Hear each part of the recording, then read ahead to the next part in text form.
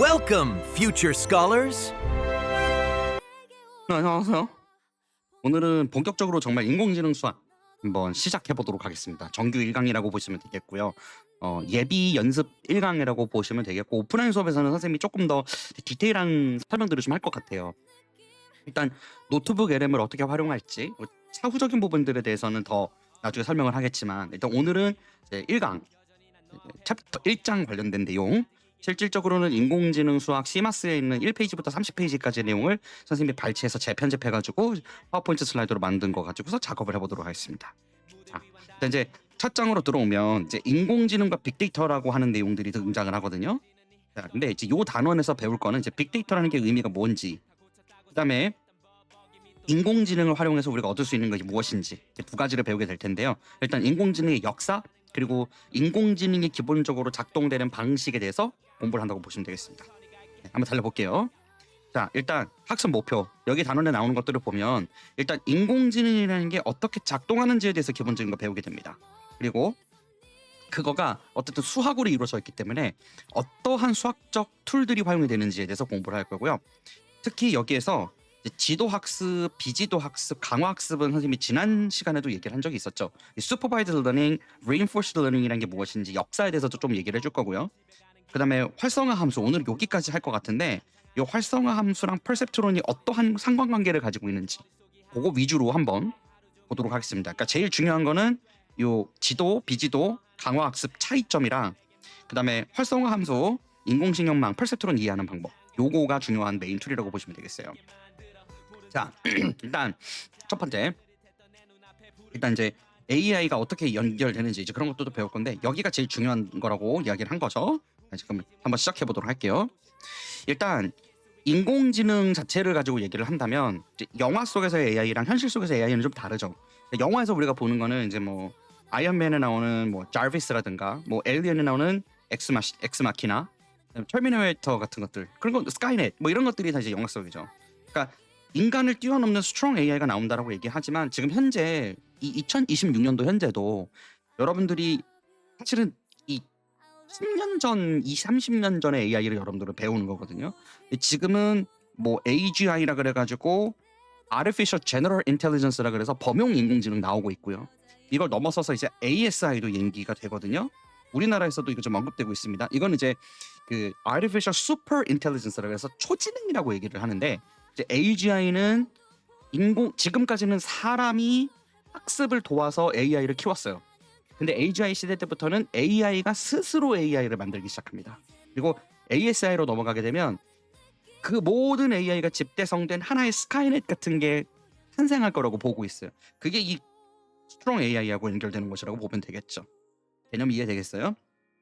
자, 근데 어쨌든 우리가 현재 쓰고 있는 거라면은 시리라든가 뭐 빅스비, 그다음에 뭐 페이스 인식 같은 거, 페이스 아이디, 그다음에 뭐 챗GPT, 알파고 뭐 이런 것들. 그거 외에 뭐 여러분들 많이 쓰는 게 퍼플렉시티, 그록, 클라우드 많죠. 현재는 클라우드가 제일 인기가 많은 편이긴 한데 이제 GPT랑 클라우드랑 뭐 왔다 갔다 하고 있어요. 그러니까 이제 그게 현실인데, 이제 인공지능 자체에 대해서 좀 이제 정의를 명확하게 하고 갈 필요가 있어요. 얘는 Artificial Intelligence라 그래서 정보를 인식하고 학습하고 추론, 특히 이 추론이라는 단어가 요즘에는 굉장한 화두거든요. 인퍼런스라 그래요. 이걸 인퍼가 추론하다라는 단어고, 여러분들 영어 내신에서도 수능에서도 AI가 너무 중요해졌기 때문에 안 나올 수가 없습니다. 인퍼런스라고 얘기를 하면은 추론을 한다라는 거예요. 인퍼런스는 이제 인퍼, 추론하다의 명사격이겠죠. 그다음에 뭐 이런 것들을 인간이 하는 방식과 동일하게 수학적으로 한다라는 것을 보면 되겠습니다. 그리고 이제 영국의 다르트머스 회의에서 이 존 맥카티라고 하는 분이 있어요. 이분하고 보통 이제 가장 언급이 많이 되는 게 제프리 힌튼 교수라고 있거든요. 이게 맞을 거예요 아마. 제프리 힌튼. 이분은 이제 선생님이 석사를 캐나다에서 하는 동안에 캐나다 토론토 공대 교수님이세요. 근데 이분이 이제 CNN이라고 하는 걸 만들었거든요. 네. DNN이랑 CNN 만드셨다고 하는데 Convolutional Neural Network라고 얘기를 해요. 여러분들 교과 내용에는 크게 등장하진 않는 내용인데 이제 점점 인공지능이 발전이 됐으니까 이제 그런 얘기를 하는 거고요. 어쨌든 인간의 사고 과정을 수학적으로 만들어낸 거라고 보시면 되겠습니다. 그게 인공지능의 엄밀한 정의예요. 자, 근데 이제 AI의 3대 핵심 요소, 이제 수학이 어떻게 사용되느냐, 이제 그런 내용들이 중요하겠죠. 여러분들이 지금까지 배운 내용들을 보면 집합, 그리고 벡터, 매트리스, 요 세 가지는 이제 각각 뭐 공통수학 1, 그다음에 뭐 기하, 그리고 공통수학 2에서 배운 내용들이죠. 그리고 함수하고 합성 함수 같은 경우에는 이것도 공수 2에서 배웠고요. 그죠? 공수 2에서 배웠었고, 그다음에 derivative라고 부르는 미분, probability 확률, 그리고 statistics 통계. 자, 확률과 통계는 고3 때 배우는 내용이긴 한데 일부 들어가 있습니다. 뭐 가우시안 디스트리뷰션이라든가 몇 가지 얘기가 들어가는데 복잡하지는 않고요. 특히 이 학습의 미분이 사용된다라고 하는 것이 메인 포인트라고 보시면 되겠어요. 그러니까 물론 미분 개념을 우리가 정확하게 배우지는 않았지만, 물론 이제 2학기 수학을 좀 배웠던 미적분 선행을 들었던 친구들은 좀 알겠지만요. 이 그레이디언트를 구해서 이제 뭐 경사 하강법 이런 것들을 통해 가지고 이제 학습을 시키거든요. 그런 내용이 미분이 들어가는데, 일단은 여러분들이 메인으로 배우게 되는 거는 여기 모델 쪽이라고 보시면 되겠고, 그다음에 데이터. 그러니까 데이터는 우리가 입력으로 넣는 걸 얘기해요. 근데 뭐 이제 챗봇 같은 경우에는 대화 형식이 이제 채팅으로 되는 거니까 토큰이라는 걸 쓰게 되는데, 그 토큰을 넣는 것들, 인풋으로 돌아가는 것, 아웃풋으로 나오는 것, 이런 것들은 다 집합과 벡터로 이루어져 있다고 보시면 되겠습니다. 오늘은 아마 요 벡터하고요, 행렬하고 요 합성함수 개념이 많이 언급이 될 거예요. 이렇게 보시면 되겠습니다. 자, 그다음에 우리 일상생활에서 방금 얘기 많이 했어요. 뭐 스팸 메일 분류하는 거. 자, 근데 요 스팸 메일 분류 같은 경우에는 지도 학습이라고 얘기를 하거든요. 이제 그거는 뒤에 가서 봐야 되는데, 몇 가지 예시들이 있어서 학교 시험에서는 아마도 여러분들한테 물어볼 겁니다. Supervised learning, unsupervised learning, reinforced learning이 각각이 어떻게 사용이 되는지, 그런 것들을 볼 거예요. 자, 일단 첫 번째 예시를 한번 들어볼게요. AI 스피커라고 하는 게 있거든요. 이제 이거는 뭐냐면은 빅스비 같은 게 AI 스피커라고 보시면 되겠어요. 그러니까 듣고 말하는 거죠. 나하고 대화하는 거예요. 그 챗GPT나 그 제미나이 같은 경우에도 그냥 우리한테 무료로 그런 같은 것도 이렇게 받아서 보면은 음성 대화 기능이 있어요. 그래서 그냥 간단하게 대화하는 거죠. 이제 그런 것들을 얘기하는 건데, 사람의 음성 신호는 이건 이제 대학교 2학년 때 신호 처리라고 하는 시그널 프로세싱 단원이 있거든요. 거기에서 두 가지를 배우게 되는데, 뭐 discrete Fourier transform, 그다음에 뭐 fast Fourier transform 이런 것들을 배우거든요. 요거하고 연결이 되어 있는 내용이에요. 근데 요게 그 쉽게 표현을 하자면 무지개색 있죠. 빨주노초파는 뭐 빛의 파장을 얘기하는 거예요. 음성도 파장으로 이루어져 있죠. 맞거든요. 그래서 고주파, 저주파 뭐 이런 거 얘기하죠. 막 톤 높이는 거, 와. 그다음에 소리 낮추는 거. 그러니까 음성에는 강도와 세기 두 가지가 존재를 하게 되는데, 요거를 세상의 모든 신호는 사인과 코사인의 두 가지의 기본 함수로 처리할 수 있다라는 게 이제 이 음성 신호 수신에서 사용되는 삼각함수 개념이라고 보시면 되겠어요. 그러니까 원래는 음성이라고 얘기하면 막 복잡한 함수가 이렇게 막 여러 개가 연결되어 있을 거 아니에요. 근데 이거를 푸리에 변환이라 그래서 푸리에 트랜스폼이라고 하는 게 있거든요. 그거를 하면은 얘가 쪼개집니다. 이렇게 각각의 주파수에 맞는 애들로 쪼개져서 나오게 되는데, 요거 각각이 뭐 도레미 뭐 이런 식으로 연결되는 걸로 분석을 한다 이거예요. 그리고 이거를 신호 처리 단계에서는 이제 펑션으로 넣어가지고 AI가 이 사람의 음성을 인식할 수 있게끔 그렇게 만드는 거죠. 왜 여러분들 그 voice to text 기능 사용하죠?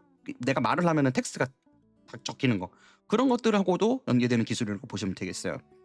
그다음에 문장으로 변환하는 것, 요건 이제 확률 통계로 이루어지게 되는데, 이건 이제 무슨 얘기냐면 예를 들어서 빨갛다, 원숭이 엉덩이. 원숭이 엉덩이, 어머, 원숭이 엉덩이는 빨간색이죠. 우리가 보통 그렇게 얘기하잖아요. 그러면 이렇게 단어들끼리 친화도가 있는 애들을 묶어가지고서 걔네들이 이제 얼마나 친하냐에 따라서 점수를 매기게 되거든요. 이제 그걸 갖다가 뭐 웨이트라고 얘기를 하는데, 그런 것들을 가지고서 요 단어 안녕 나는 베어캣이야 이렇게 얘기를 했을 때 그러면은 AI가 답변을 줘야 되는 거잖아요. 어떤 답변을 주면 확률적으로 인간이 좋아할까? 포이스드 될까? 이제 그런 것들을 생각하면서 계산 아웃풋을 출력해내는 거예요. 이제 그런 거에 확률 통계가 사용이 된다.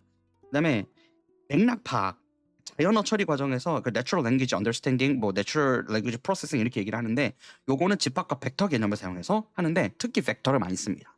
벡터 개념은 이제 기하에서도 나오니까 그 개념을 이제 간단하게 소개는 할 것 같아요. 자, 이제 조금 빠르게 넘어가 볼게요.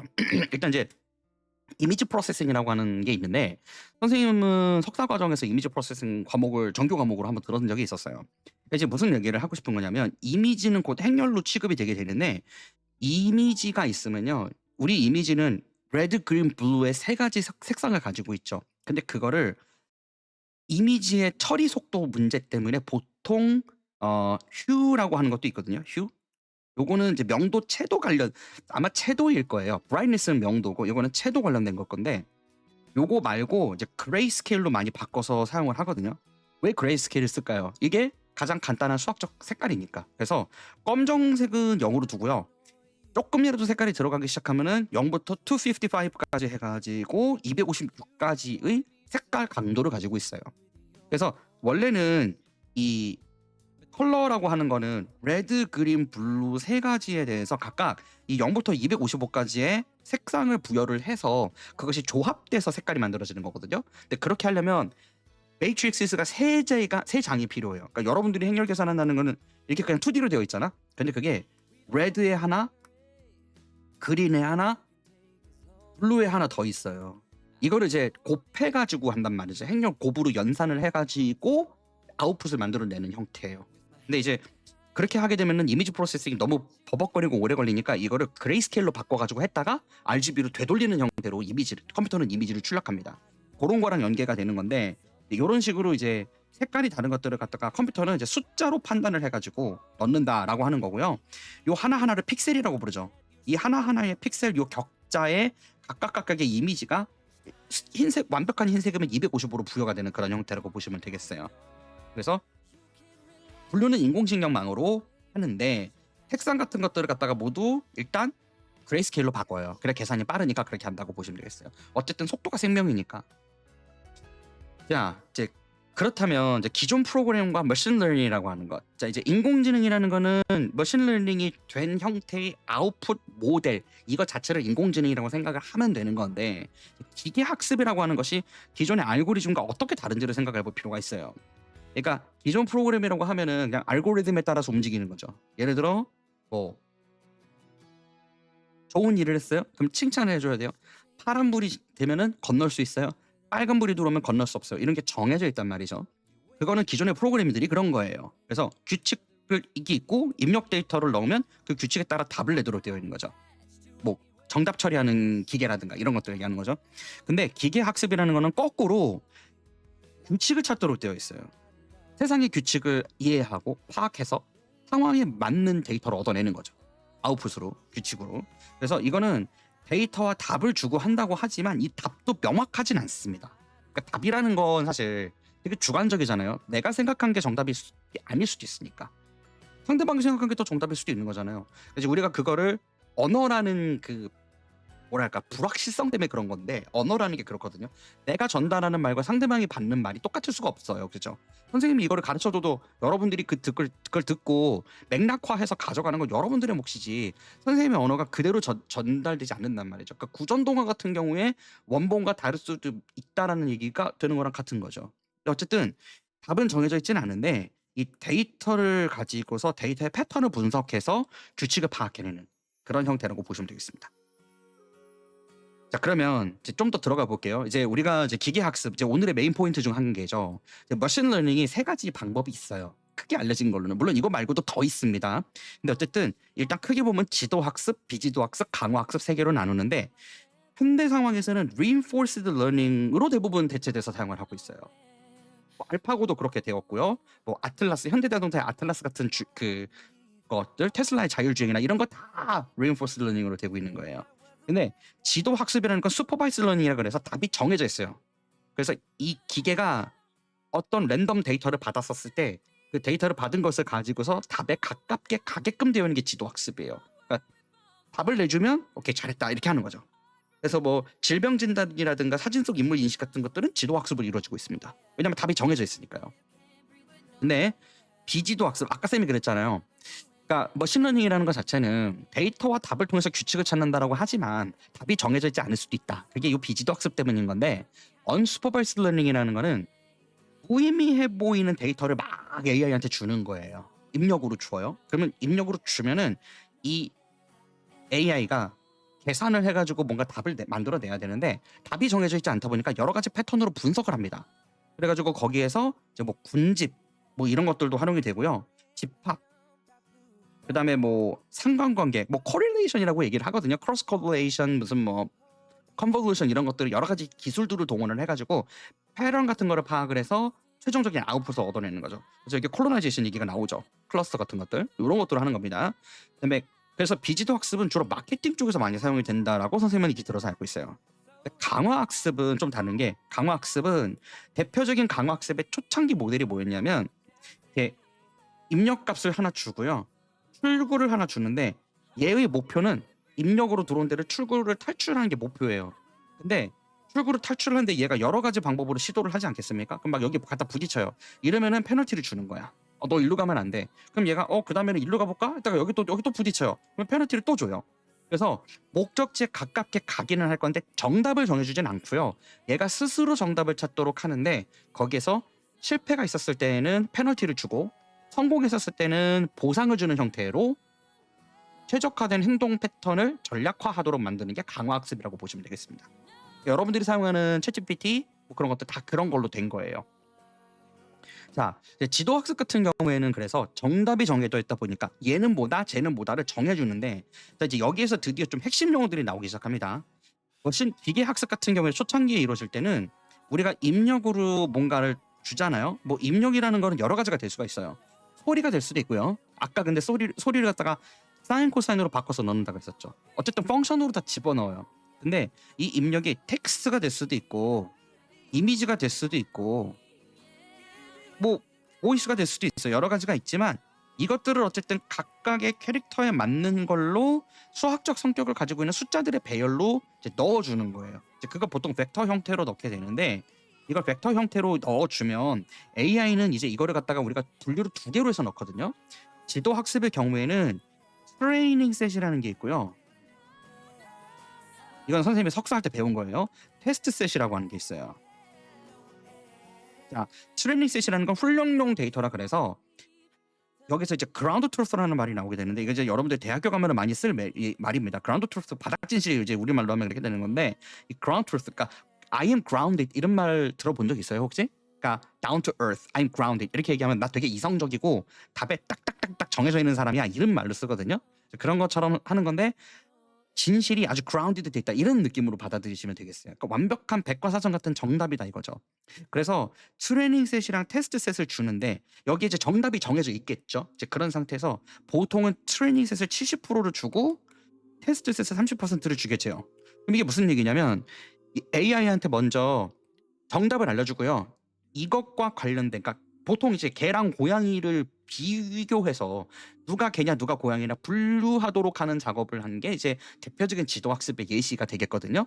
근데 그럴 때 100장의 사진을 넣어준다 그러면 일반적으로 70장을 학습 데이터로 주고 테스트 셋이라 그러면 30장은 이제 얘한테 질문을 하는 거예요. 자, 너 트레이닝 셋 가지고 그라운드 트루스 이미지 가지고 비교해서 너 이거 분류해서 학습했지? 자, 그러면 요게 이 테스트 셋의 1번 그림 이거 강아지니 고양이 토끼니 이렇게 구분하라고 얘기한다 이거예요. 그럼 AI가 답변을 주겠죠. 그때 이미 사실은 지도학습으로 인간이 답을 정해놨기 때문에 너 그거 틀렸어. 너 이거 맞았어. 이렇게 하는 거죠. 그래서 점점 트레이닝 셋을 많이 가져감으로 인해서 AI가 학습이 강화돼가지고 최종적으로는 테스트 셋의 정답률을 높이는 방향으로 가게 되는데 이게 옛날에 되게 말이 많았어서 왜냐면은 트레이닝 셋과 테스트 셋을 얼마나 주는 게 전반적으로 AI 모델을 학습시키는 데 도움이 되느냐라는 것 때문에 말이 있었단 말이죠. 그런 느낌으로 이해하시면 되겠습니다. 되겠죠? 그래서 뭐 레이블링이라고 하는데 이거는 데이터에 정답을 달아주는 걸 얘기를 하는 거예요. 그래서 여기 지금 테스트 셋 얘기는 안 나왔는데 원래 이런 식으로 진행이 된다라고 보시면 되겠습니다. 자, 그다음 비지도 학습. 요거는 정답이 없어요. 그래서 뭐 쇼핑몰의 구매 패턴을 분석한 후에 추천 광고를 낸다든가 마트의 고객 그룹별 마케팅 전략을 세운다든가 뭐 유사 문서나 뉴스를 클러스터링 한다든지 뭐 아니면은 뉴스레터 보통 이제 현재에서 많이 쓰는 것 중에 하나가 뭐냐면은 주식 관련된 거 있죠. 아니면은 여러분들 워낙 요즘 주식 핫하다 보니까 그런 거라든가 뭐 아니면 세상 정치 아니면 뭐 사회 문화 뭐 이런 거 관련된 거 뉴스를 크라울링을 한다라고 얘기하거든요. 그러니까 원래 크라울이라는 거는 기어가다라는 뜻이에요 이렇게. 근데 데이터 크라울링이라고 하거나 데이터 마이닝이라고 얘기하는데 데이터 크라울링을 한다는 거는 그 세상에 떠도는 구글이나 뭐 트위터나 이런데 X 그런 데서 데이터들을 끌어모아가지고 유사성으로 분류를 하는 거예요. 이런 것들은 비지도 학습으로 이루어지게 되어 있습니다. 왜냐면 정답이 정해져 있지 않죠. 그냥 캐릭터가 같은 애들끼리 모아서 정리만 하면 되는 거니까. 그런 식으로. 그래서 비지도 학습은 정답이 없다라는 게 특징이고요. 연관성을 가지고 식별하게 되어 있어요. 자, 그다음에 이제 마지막으로 강화 학습인데 얘는 아까하고 달라요. 슈퍼바이즈 러닝하고는 조금 다르고요. 여기에 이제 각각의 행동에 대해서 보상과 벌을 준다고 했었죠. 그거를 갖다가 어떻게 주느냐면은 웨이트라는 개념을 조금 이따 배울 거거든요. 그러니까 우리가 AI한테 안녕 나는 누구야라고 이렇게 텍스트를 보내면 AI는 그 텍스트 그 글자들을 토큰으로 받아들이는데 토큰이라 그러거든요. 토큰. 근데 이 토큰을 뭐 예를 들어 기억 뭐 안녕 가나디 나는 가나디야 이렇게 보내면 이 가라는 글자를 0110011 이런 식으로 이제 이미 그 되어 있는 거죠. 우리가 이제 타이핑을 하면은 그 출력이 되잖아요. 기억이라는 글자가 그거에 관련된 그 데이터 정보는 이미 들어가 있어요. 요게 벡터에 들어가게 돼요. 벡터에 들어가서 x1부터 해가지고 쭈쭈쭈쭈쭈 뭐 x2 그 캐릭터만큼 들어가겠죠. 이제 그게 벡터로 돌아가는데 이 벡터만 있는 게 아니라요. 이 벡터가 있으면 옆에 똑같은 방식으로 하나의 그 연산 과정이 하나 더 있는데 요 녀석이 이제 행렬이라고 보시면 되겠어요. 매트릭스. 요거는 벡터고 요거는 매트릭스인데 요 두 개를 곱해가지고 더해서 연산을 하게 돼 있거든요. 근데 여기 웨이트가 들어가게 돼요. 이 웨이트를 왜 주는 거냐면은 AI가 확률로 대답을 한다고 얘기했었던 거 기억나요? 그러니까 AI는 확률론적으로 대답을 하기 때문에 할루시네이션이 분명히 있습니다. 근데 확률로 대답을 하는 것이기 때문에 우리가 안녕이라고 말을 했을 때 얘가 기계적으로 안녕했으면 나도 안녕이라 대답한다. 그러면 그거는 학습을 한 게 아니죠. 그냥 정해져 있는 알고리즘에 의해서 답을 한 거잖아. 근데 안녕이라고 얘기했을 때 어떤 말을 써야만 상대방이 기쁠까에 대한 확률론적인 터칭을 하는 거죠. 근데 그거를 하는 방법이 내가 예를 들어서 1번부터 해가지고 2, 3, 4, 5 5개까지 엔트리가 있어요. 그럼 여기에다가 웨이트를 줄 때 뭐 1번에는 웨이트를 0.1을 주고 웨이트 총량을 합을 1이라고 한번 가정을 해볼게요. 그러면은 요 5번째, 5번째는 0.3, 뭐 4번째는 0.2 이런 식으로 웨이트를 주는 거예요. 근데 이 강화 학습도 그렇고 슈퍼바이즈 러닝도 그렇고 마찬가지로 AI가 계산을 하는 과정에서 요 웨이트를 다르게 랜덤으로 가져갑니다. 계속해서 바꿔요. 웨이트를 바꿔서 계산해서 답변 내보고 사람의 반응을 보고 안 좋아. 그럼 웨이트 또 바꿔요. 그리고 또 가져서 또 계산해보고 그렇게 왔다 갔다 바운스를 백앤포스를 계속하게 되어 있어요. 이제 그렇게 해가지고 우리가 원하는 형태의 답을 얻어내도록 하게끔 되어 있는 거죠. 근데 어쨌든 게임으로 이해하면은 예를 들어 점수가 높으면 상을 주고 점수가 낮으면 벌로 준다. 이렇게 보는 거예요. 근데 점점 어쨌든 점수를 올리는 방향으로 가려고 하겠죠. 그런 식으로 하는 걸 얘기하는 겁니다. 자, 그래서 이제 좀 구분을 해보면 이렇게 돼요. 예를 들어 이메일에서 스팸 분류하는 거는 지도 학습이겠죠. 그리고 고객 구매 데이터의 연관성 식별하기 이런 거는 비지도 학습이라고 보시면 되겠고 시행착오를 겪는 것 뭔가 답은 정해져 있지 않은데 그렇다고 답이 없는 것도 아니에요. 방향성은 있어요. 그러면은 강화 학습이라고 보시면 되겠습니다. 약간 감이 잡히죠. AI가 왜 여러분들한테 원하는 답을 주려고 노력을 하게 됐는지. 이 강화 학습이라 이거예요. 그래서 이제 강화 학습, 비지도 학습, 지도 학습은 이제 구분이 끝났고요. 이제 이렇게 하면은 전반부가 끝난 거예요. 영상이 좀 깁니다. 아무래도 공식 저 수업이다 보니까. 자, 그다음에는 인간처럼 사고하는 AI, 뉴런에서 영감을 얻는데요. 여러분들 그 시냅스 들어봤죠? 우리 그 이제 보게 되면 생물학에서 시냅스가 이렇게 있어요. 그러면은 여기가 이제 핵이 있고 외부에서 화학 뭐 이제 뭐 전달 물질이 신경 전달 물질이라 그러죠. 아세틸콜린이라든가 이런 것들이 있거든요. 그 신경 전달 물질이 여기에 뭐 아세틸콜린만 있는 게 아니라 뭐 가바 이런 것도 있어요. 가바는 신경 억제 전달 물질이고요.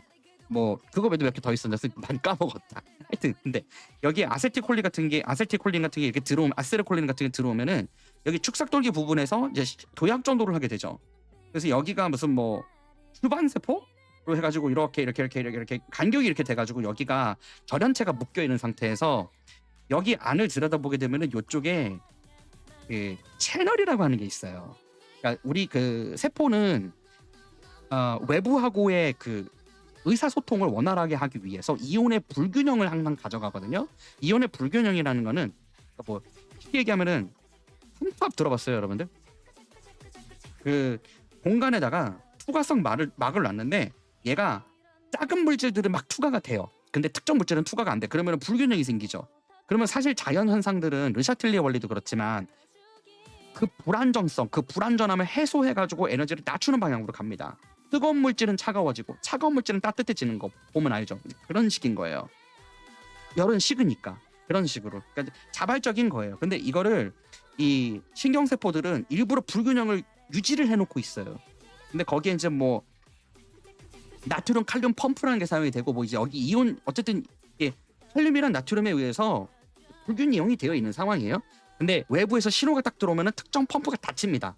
그럼 이게 뭐 나트륨 무슨 뭐 뭐라더라 나트륨 플러스 나트륨 게이트드 펌프 뭐 이렇게 얘기를 하면은 이온 게이트드 나트륨 펌프라 그러면은 나트륨을 닫아요. 채널이나 게이트를 닫아버리면은 이온 전달이 더 이상 안 되거든요. 그럼 그게 어떤 트리거가 돼가지고 스위치를 딱 하고 켠 거라서 얘가 도약 전도를 한다라고 얘기를 하거든요. 그래서 우리 신경세포는 거의 뭐 밀리세컨드 단위로 0.0 몇 초 단위 정도로 반응해서 이제 신경세포가 흘러가게 되어 있단 말이에요. 그래서 우리가 왜 뜨거운 거 맞으면 뜨거워 하고 빼잖아요. 그게 빠를 수 있는 게 이것 때문이거든요. 근데 이 그 AI가 작동하는 방식을 이거하고 비슷하게 한 거예요. 우리 뇌 신경세포들이 다 이렇게 생겼으니까요. 그래서 외부에서 자극이 들어와요. 그러면 그 자극을 우리 입장에서는 이제 AI한테 텍스트로 뭔가 전달을 하는 게 자극이라고 보시면 되겠어요. 그 입력이 들어가면은 그 입력 값을 가지고 얘가 추론을 하는데 그 추론하는 과정이 여기 안에서 이루어지는 수학적 계산이라고 보면 되는 거고 최종적으로 아웃풋을 내는 거는 이제 옆으로 다음 뉴런으로 신경전달 물질 전달한다고 보시면 되겠습니다. 근데 여기에서 요게 어떤 스레시홀드가 있어요. 근데 요 스레시홀드가 특정 그 값을 넘어가야만 반응하게 되어 있거든요. 그러니까 우리 몸에서도 촉각이냐 아니면은 뭐 숨쉬기냐 아니면은 무슨 뭐 호르몬이냐 각각의 자극의 종류에 따라서 이 볼티지가 특정 값을 넘어야만 이제 신경 전달 물질이 이제 신경이 전달이 되게 되어 있거든요. 그 전달 값들이 랜덤하게 다 정해져 있어요. 각각 상황에 따라서. 그래서 왜 그 촉각하고 통각이랑 압박 뭐 이런 거 약간 차이 있거든요. 예를 들어 여러분들 이렇게 옷 같은 거 딱 입었는데 학교 가잖아. 그러면은 나는 수업 시간에 갑자기 나는 속옷을 입고 있어. 속옷이 따뜻하다 이렇게 느껴요? 어머 병원에 가보셔야 돼요. 그러면 보통 우리는 일반적으로 그런 옷이나 이런 거에 대한 감각은 다른 외부 신호가 더 강한 게 들어오면은 무시당합니다. 그런 식으로 되어 있다는 거예요. 그러니까 이제 몸에 일상적으로 계속 들어오는 신호들은 무시하는 편이고 뭐 통각 같은 거, 아파 이런 거는 금방 알죠. 몸을 보호하기 위해서 그렇게 장치가 되어 있는 거죠. 이거를 ANN이라고 불러요. 이걸 수학적으로 모방하면 Artificial Neural Network라 그래서 인공신경망이라고 부릅니다. 이 인공신경망이 모든 그 역사적인 신경망 머신러닝에서 최초 단계라고 보시면 되겠어요. 근데 여기 이제 perceptron이라는 단어가 들어옵니다. perception이라는 거는 관념이거든요. 그러니까 받아들인다는 뜻인 건데 그런 걸 하는 놈이란 뜻이라고 예전에 선생님이 얘기한 적 있을 거예요. 근데 이 perceptron이라는 거는 아까 같은 그 1뉴런 있죠. 그거를 perceptron 한 개라고 보시면 되는데 아까 선생님이 얘기할 때 벡터로 들어간다 그랬었죠. 이게 벡터라고 보시면 되겠어요. 벡터 표현으로 그러니까 여러분들이 그 자바스크립트나 파이썬이나 정보 시간에 코드 입력하는 걸로 배웠을 때 보면은 이게 브라켓을 씌우고 여기다가 숫자들을 쭉쭉 입력했던 거 기억나요? X, Y, Z 이런 식으로. 그럼 이게 벡터인 거예요, 사실은. 근데 거기에다가 아까 선생님이 얘기했었죠. 트레이닝을 하는 과정에서 웨이트를 다르게 부여한다고. 그래서 이 웨이트를 여러 개를 부여해가지고 가중합을 하게 되는데 이게 무슨 얘기냐면 자 원래 벡터는 여러분들이 벡터를 배웠으면 알겠지만 A와 B 벡터를 곱한다라고 얘기했었을 때 A1, A2 두 개가 있다고 해볼게요. 자 이거에다가 벡터를 하게 되면 도트 프로덕트라고 얘기를 한다 그랬죠. B1과 B2를 이렇게 만들어 놓고 이거를 콤마를 하게 되면은 얘의 연산 결과는 A1, B1 더하기 A2, B2죠. 곱하고 더하게 되어 있는 거예요. 이게 이제 컨볼루션이라는 거랑 연계가 되게 되는데 컨볼루션 뒤에서 얘기할 겁니다. 이미지 프로세싱에서 정말 많이 사용하는 기술이고 선생님도 컨볼루션을 전문적으로 배웠거든요.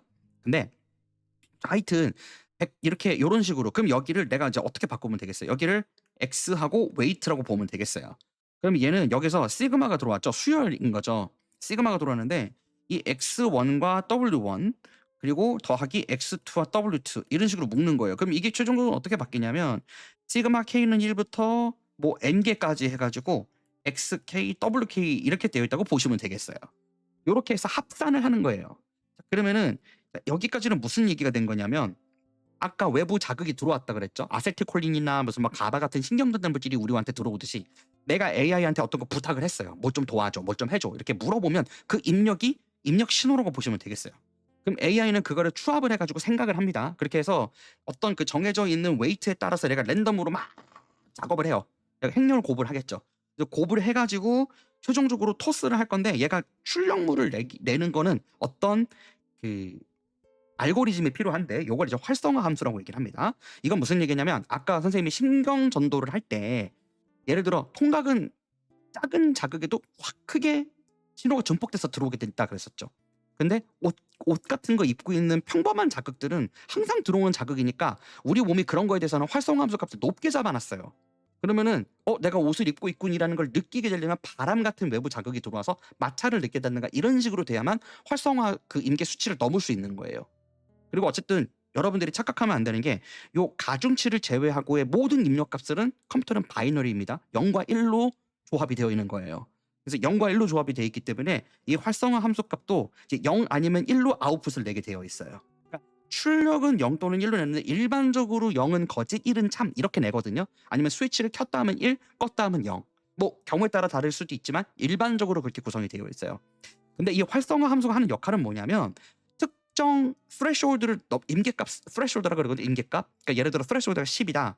그러면은 여기서 얘가 가중합을 했던 결과가 10 이상으로 넘어가야 출력을 1로 뽑아내는 형태라고 보시면 되겠어요. 그래서 이거 좀 정리를 좀 해보면 이런 식으로 쓰거든요.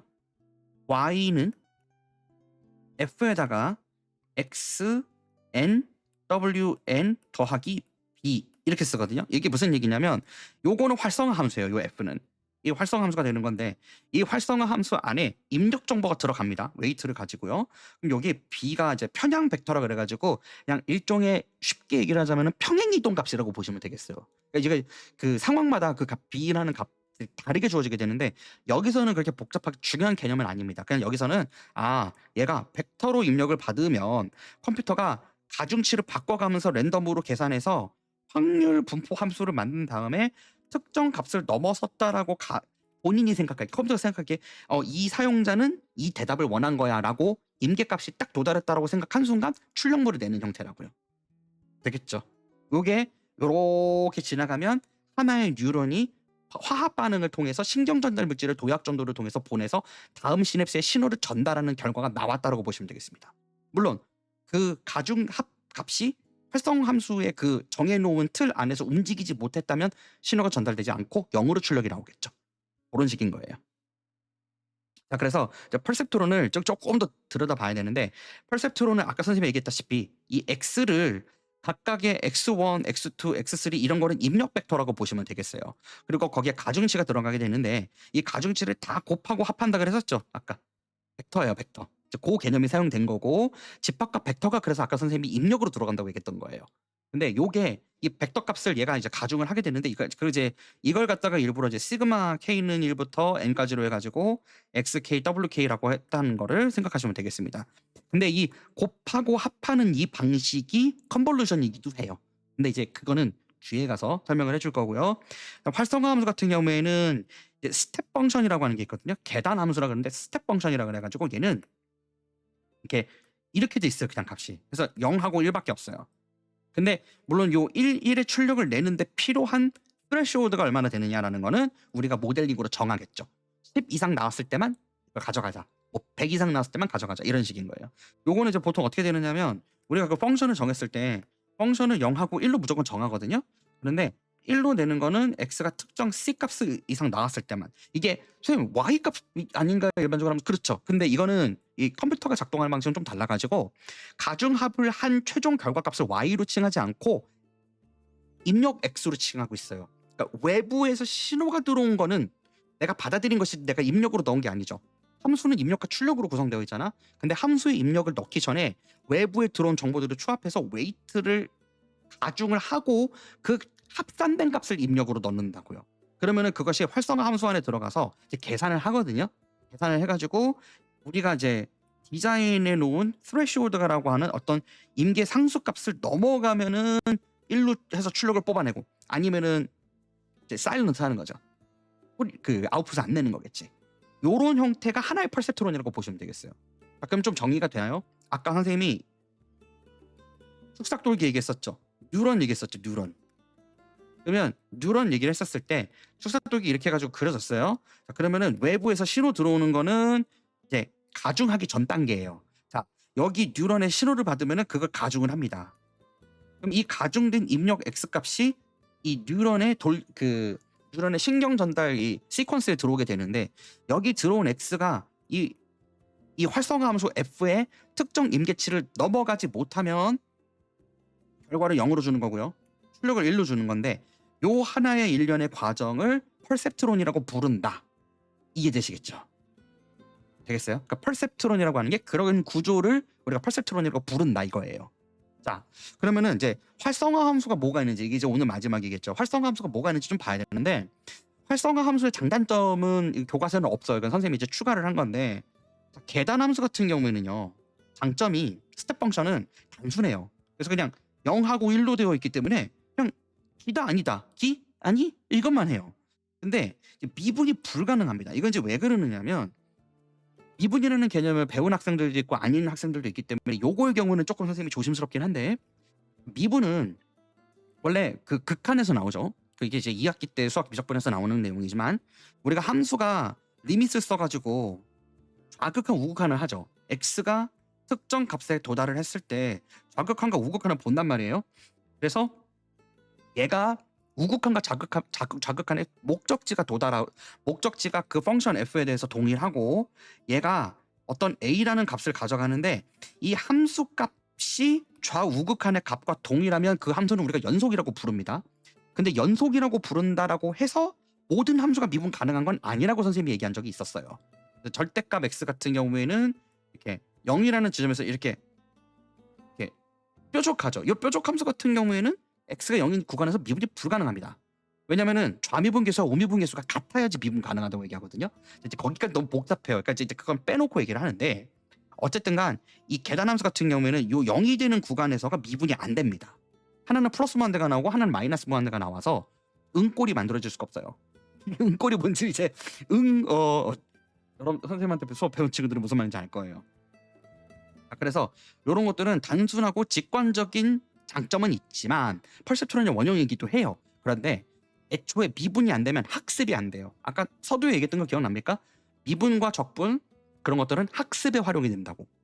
자, 이제 그게 왜 그렇게 되는지에 대해서는 다음 시간에 설명을 해줘야 돼요. 하여튼 자 그렇고요. 그거 외에 시그모이드 펑션이라고 있거든요. 시그모이드 펑션은 1 플러스 2의 x 제곱 분의 1이라고 쓴다고 하는데 시그모이드 펑션은 이렇게 생겼어요. 좀 이따 그림이 나올 거예요. 여기도. 이제 시그모이드 펑션 같은 경우에는 이 계단 스텝 펑션 대비로는 미분이 가능하도록 만든 게 특징이에요. 그러니까 이렇게 물론 이렇게 계단 모양이면 선생님 무조건 미분 불가능한 겁니까? 그건 아니에요. 그거 착각하면 안 돼요. 그거는 되게 조심해야 됩니다. 겉보기에 미분 불가능한데 그 미분 가능한 함수 있기 때문에 그거는 선생님 조심스럽습니다. 그런데 어쨌든 이렇게 매끄럽게 되어 있으면 미분이 가능해요. 왜냐면 미분은 순간적인 변화를 보기 위해서 계절의 변화, 온도의 변화, 뭐 점수의 변화 이런 게 다 미분으로 분석을 하는 거거든요. 그래서 미분은 변화를 보고 싶어가지고 하는 건데 변화가 없는 애는 미분이 안 되죠. 그렇죠? 그래서 이거를 이제 미분이 가능하도록 만든 거예요. 그런데 단점이 뭐냐면 우리가 특정 가중치 값을 정해놨었을 때 얘가 한없이 마이너스 1이나 플러스 1로 값이 가는 경우도 있거든요. 가중치가. 그렇게 되면 이 구간에서 미분이 안 됩니다. 그러니까 미분이 안 되는 게 아니라 미분이 의미가 없어요. 왜냐면은 여기 보면 평평하면 이거 기울기 있어요 없어요? 기울기 없죠. 그럼 기울기가 변하지 않는데 기울기 값을 구한 게 의미가 있나요? 안 변했는데 미분은 변화를 보는 게 목표라고니까 변화가 없으면 미분할 필요가 없어요 사실은. 그래서 사구함수는 미분하면 기울기가 없습니다. 그래서 0인 거예요. 그런 식이다 보니까 미분을 한다라는 거는 값의 변화가 있는 거를 관찰하고 싶어서 하는 건데 파인 튜닝을 하려고 봤더니 미분했더니 값이 없어? 0이야? 그럼 왜 미분해요? 근데 이제 시그모이드 펑션이 그게 이제 그 구간이 좀 긴 게 문제인 거죠. 그래서 vanishing gradient라고 하는 이제 그런 의미예요. 이제 그림 좀 이따 보여줄 거예요. 그다음에 탄젠트 하이퍼블릭이라고 했는데 이게 왜 들어가는지 모르겠어요. 왜냐면 뭐 탄젠트 하이퍼블릭, 아크 탄젠트, 그다음에 아크 코탄젠트, 시컨트, 코싱컨트, 코탄젠트 이런 거는 이제 미적분 2에 나오는 내용이고 대학교에 가면 칼큘러스에서 배우는 내용들이거든요. 미적분이랑 같이. 근데 그거 안 배웠는데 이거 왜 넣어놨어요? 참. 하여튼 탄젠트 하이퍼블릭은 이렇게 생겼습니다. 2의 x 더하기 2의 마이너스 x 분의 자연 로그도 안 배웠죠 여러분들은. 그러니까 이거 배울 여러분들 수능에 안 등장해요. 근데 이렇게 생겼어요. 하여튼 수식어는 이렇게 생겼는데 요 2가 2.7 얼마라고 해서 세상에서 가장 아름다운 수라고 부르거든요. 자, 근데 하여튼 지수 함수 비슷하게 생긴 건데 무리 함수식의 지수 함수인 거죠. 되게 분석하기가 어렵습니다.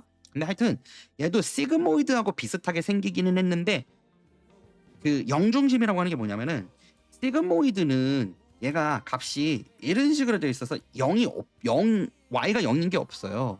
근데 0이라는 값이 있어야 우리가 출력을 한다 만다를 결정하는 것 중에 하나가 나오는 거잖아요. 그러니까 얘는 시그모이드는 출력이 확률처럼 나오다 보니까 0에 가깝다 어떻다라는 거를 알고리즘으로 이제 활성함수를 끊어서 구분을 해줘야 되는데 얘는 그게 어렵단 말이죠. 근데 하이퍼블릭 같은 경우에는 -1부터 1까지를 쓰게 돼 있고 얘는 -0,0을 통과해서 이렇게 시그모이드랑 똑같은데 0,0을 통과하는 형태의 함수라고 보시면 되겠어요. 그래서 얘는 미분도 가능하고 0을 중심으로 해서 학습효율 증가도 됐고 그렇긴 한데 문제점이 뭐냐면 여전히 특정 임계값 바깥의 영역에서는 미분해도 학습에 지장이 생깁니다. 자, 근데 그렇다면 아까 선생님이 얘기했잖아요. AI가 학습하는 과정에서 가중치를 랜덤으로 주면서 학습을 한다고요. 근데 가중치가 잘못 잡히면 미분해도 의미가 없을 수 있겠죠. 그렇죠. 그러니까 여기에 입력으로 x가 또 요거 펑션의 x 값으로 들어오는 거 이거는 이미 가중이 끝난 상태야. 가중치가 들어왔어요. 근데 그게 특정 값 이상으로 넘어가 버리면 얘가 미분이 안 되니까 얘가 예를 들어 100이라는 가중값이나 1000이라는 가중값이 들어왔어요. 근데 두 개가 어느 정도로 정답에서 뭔지에 대한 구분이 안 간다고요. 미분이 안 되면. 왜냐면 또 출력값 똑같이 0이니까 미분의 출력값을 말하는 거예요. 요 내용이 좀 어렵죠. 하여튼 그러니까 AI가 어떤 A라는 케이스를 가지고 답변을 낸 거랑 B라는 케이스랑 답변을 낸 거 봤는데 이걸 미분으로 보니까 결과가 똑같아. 그러면 근데 어쨌든 정답은 아니에요. 내가 원하는 거. 그럼 어느 부분의 장단을 맞춰서 파인 튜닝하는 게 맞냐라는 거를 분석하기가 불가능하다고요. 그게 요 탄젠트 함수의 단점이라고 보면 되겠어요. 그림 보면 알 수 있어요. 자, 현재는 렐로를 많이 쓰는데 얘는 recursive linear unit이라고 부르거든요. 재규적이란 뜻이에요. 계산도 빠르고요. 이 녀석은 좀 생긴 게 좀 특이해서 이렇게 돼 있습니다. 그러니까 기존의 그 탄젠트 하이퍼블릭이 가지고 있던 단점을 이제 개선한 형태라서 얘는 맥스라고 부르면 이거는 이제 여러분들 그 C 언어에서 파이썬 코드 같은 데서 할 때 최대값만 출력한다라는 뜻을 가지고 있어요. 그래서 얘는 0과 1 이렇게 되는 게 아니라 가중값보다 크면은 최대치로 답변을 내고 가중값보다 작으면 0으로 하겠다 이거예요. 그래서 얘는 베니싱 그레이디언트가 거의 없는 게 특징이에요. 그래서 애초에 얘는 모든 구간에서 미분하는 게 값이 의미가 있게끔 뽑아내게 되어 있습니다. 아까처럼 그냥 0과 1 또는 뭐 -1 뭐 이렇게 하지 않고 임계치가 넘어간 숫자의 그 값을 그냥 보정한 그대로 뱉어내게 되어 있어요. 그러다 보니까 거기 구간에서 미분하는 게 의미가 있습니다. 그러면 이제 답에서부터 얼마나 먼지를 거리를 체크할 수 있거든요. 그 미분을 통해서 정답지 즉 강화 학습을 통해서 내가 보상을 주는 형태의 경우의 수를 얘가 확률적으로 건드리는데 가깝게 가는 거를 미분으로 측정한다고 보시면 되겠어요. 그 미분값의 거리를 줄이면 줄일수록 인간이 원하는 답에 가까워져서 이상적인 답을 내는 거겠죠. 근데 얘도 여전히 그 베니싱 그레이디언트가 아예 없는 건 아니고요. 거의 없다라고 하는 뿐이에요. 자, 이제 하나 볼 건데 여기 위에 써 있는 거 보죠. 요게 선생님이 이제 다른 데서 가져온 건데 그 탄젠트 하이퍼블릭 함수를 미분한 결과예요. 그러니까 미분은 그래프의 기울기다 보니까 탄젠트 하이퍼블릭이 원래 이렇게 생겼거든요. 근데 요렇게 생긴 건데 다시 그려볼게요. -1부터 해가지고 요렇게 지나가거든요. 근데 얘가 여기 구간을 보게 되면 여기 지금 값이 다 0으로 되어 있죠. 이렇게 가다가 올라갔다 내려왔죠. 요게 지금 이 -10부터 요 큰 구간에 들어간 가중값이 큰 애들이랑 엄청 작은 애들은 보면은 미분한 결과가 0이에요. 근데 내가 원하는 위치가 만약에 여기라고 해보자 이거예요. 그러면은 이 멀리 들어간 애랑 가까이 들어간 애랑의 길이 구분이 안 되는 거죠. 미분이 다 0이니까. 이런 거를 우리는 원하지 않는다 이거예요. 그래서 요거 미분의 결과가 0일 때만 기울기를 갖도록 되어 있기 때문에 불편하다라고 얘기를 하는 겁니다. 그래서 이 옆에 있는 거는 요거는 이제 시그모이드 펑션을 예를 들고 있는 거예요. 얘도 미분의 구간이 0인 구간이 분명히 존재한단 말이죠. 그리고 좀 보면 알겠지만 y가 0이 아니죠. y가 0이 아닌 데에 있습니다. 그래서 얘는 0과 1 형태의 활성화 함수의 값을 출력하는 데 별로 크게 도움이 안 되는 형태예요. 그래서 역사의 진화적인 상황에서 본다면 스텝 펑션에서 시그모이드에서 탄젠트 하이퍼블릭으로 그래서 렐루로 진화했다라고 보시면 되겠어요. 근데 어쨌든 이제 미분이라는 걸 활용해서 답에 가까이 간대.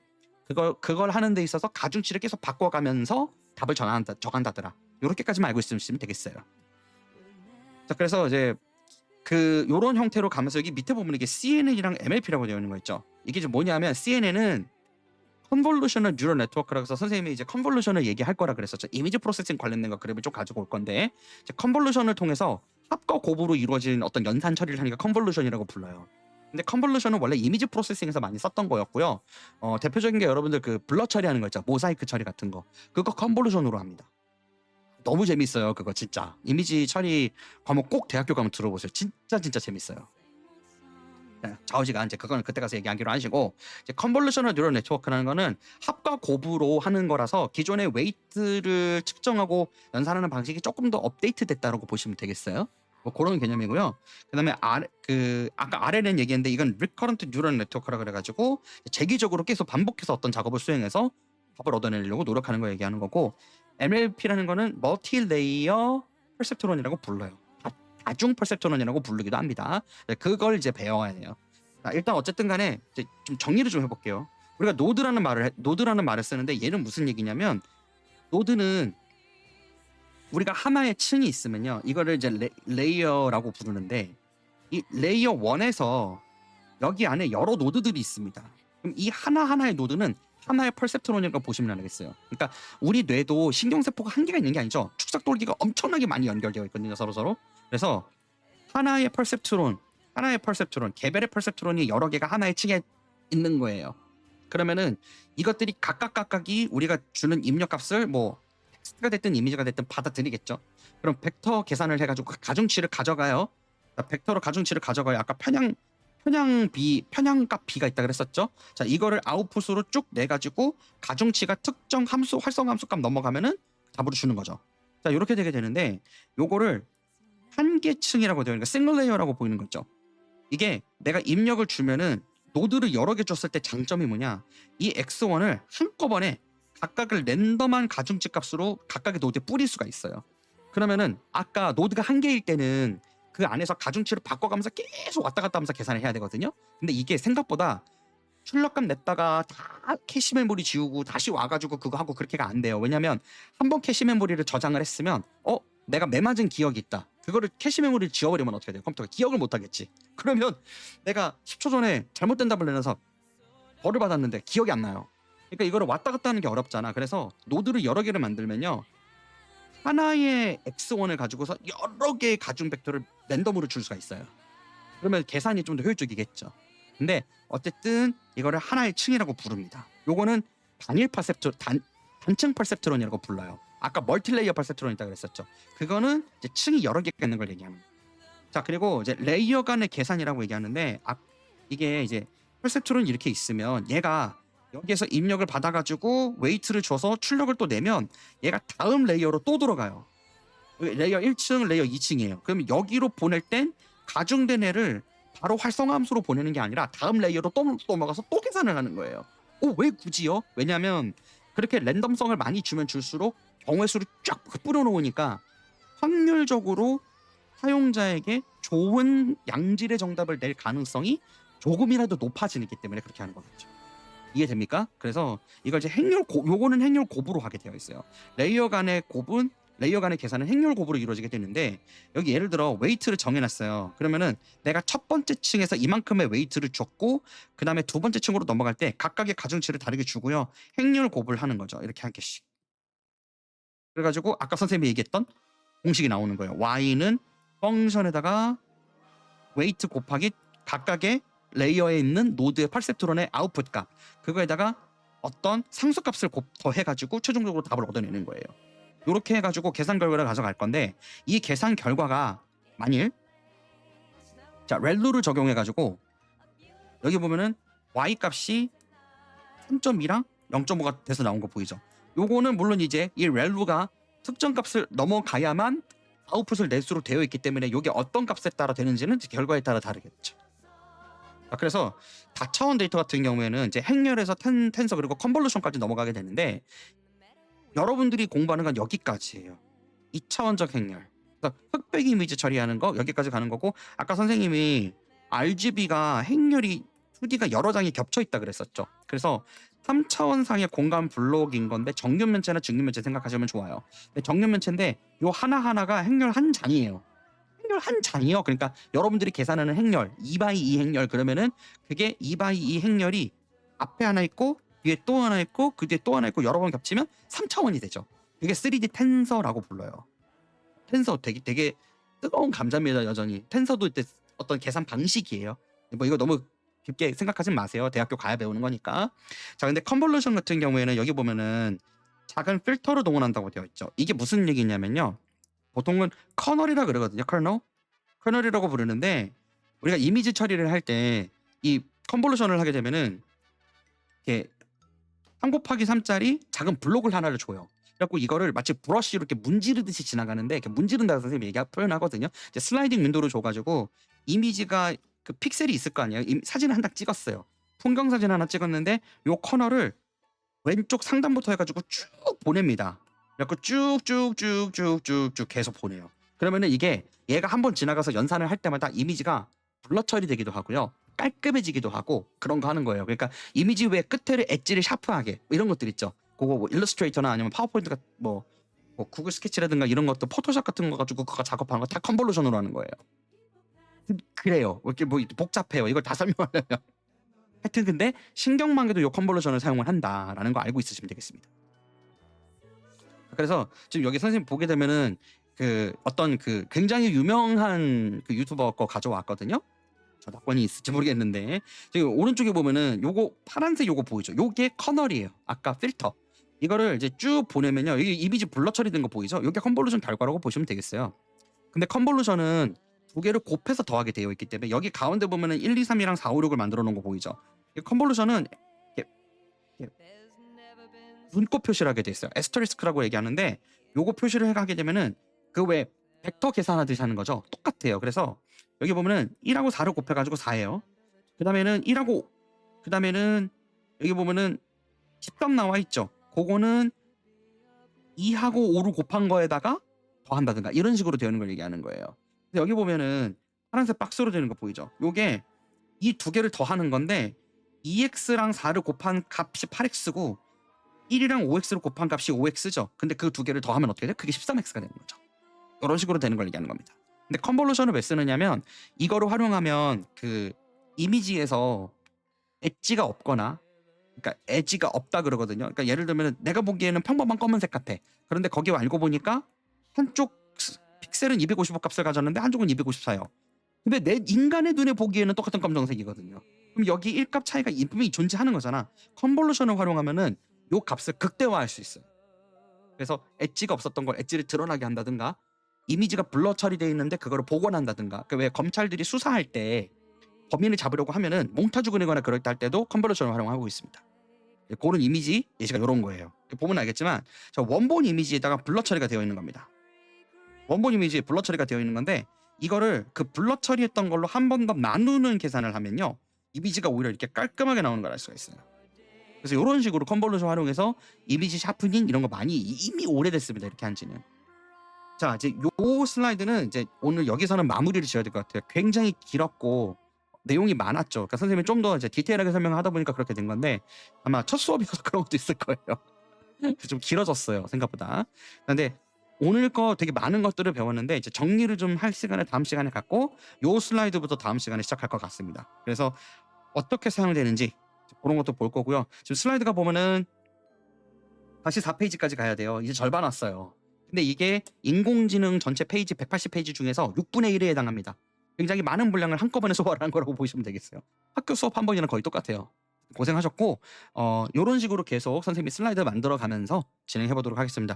슬라이드 원본은 선생님이 나중에 요 강의가 종료되는 시점쯤에 어딘가 링크를 올려놓도록 할게요. 그리고 선생님이 실험해보고 싶은 것도 있어가지고 토큰을 한번 열 건데 여러분들이 동의한다면 그걸 누르고 들어가서 다운로드를 받아주시면 되겠어요. 고생하셨고 다음 시간에 또 뵙도록 하겠습니다. 고생하셨어요. Thank you for subscribing.